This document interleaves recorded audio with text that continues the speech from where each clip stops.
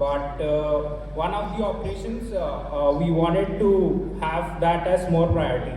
We didn't want other read-write operations affecting this particular operation. We didn't want any latency impact on that. So yeah, we had to look for ways to prioritize these operations, and we can't just add more IOPS and throughput, because yeah, they cost more money, and even if you do add more of them, the other processes would hog up all the IOPS and throughput.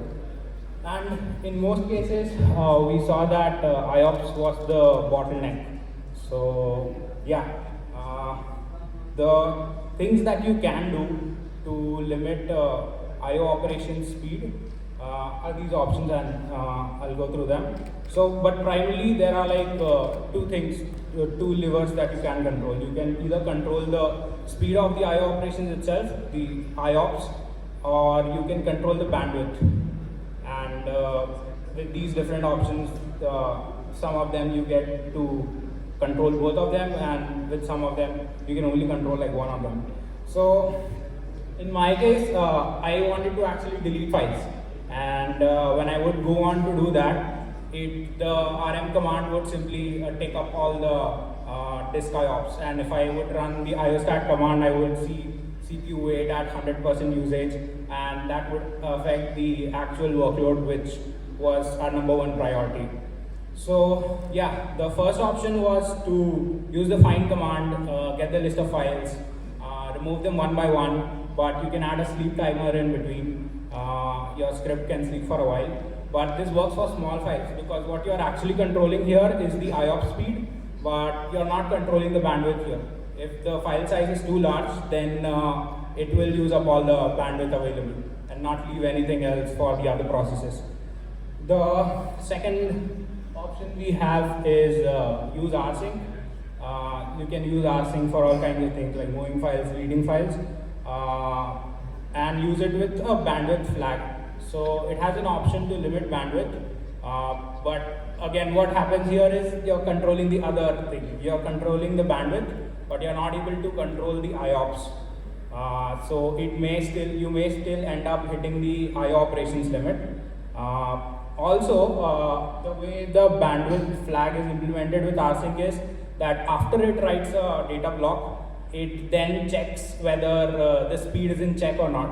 So if it has exceeded the limit that you mentioned, then it will just sleep for a while. So you might still experience some burst bandwidth if you use the second option. And yeah, the third option, which was Ionize, it is the most common thing you will find online, but actually it has a lot of nuances. So Ionize I tried it and I saw that didn't work. Then I went into how to get it working. I found out that it only works with a specific IO scheduler. There are 3 IO schedulers: CFQ, NoOp, and Deadline, and it only works with CFQ.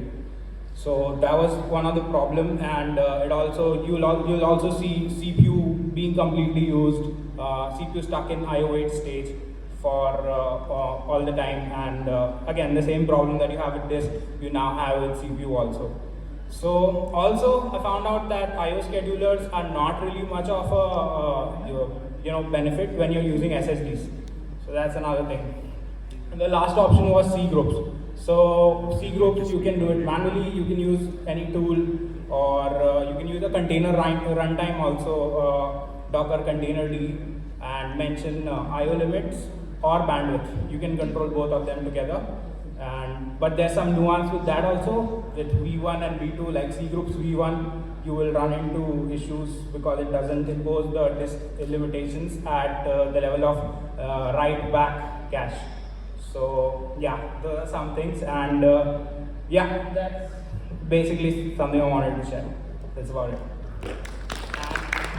Yeah, if you have a similar problem with respect to CPU, then you can talk to Vijay. I was discussing this with him yesterday, and he mentioned they wanted to slow down CPU, and yeah, that was an interesting conversation. Yeah, thanks. Yeah, he meant not me. So.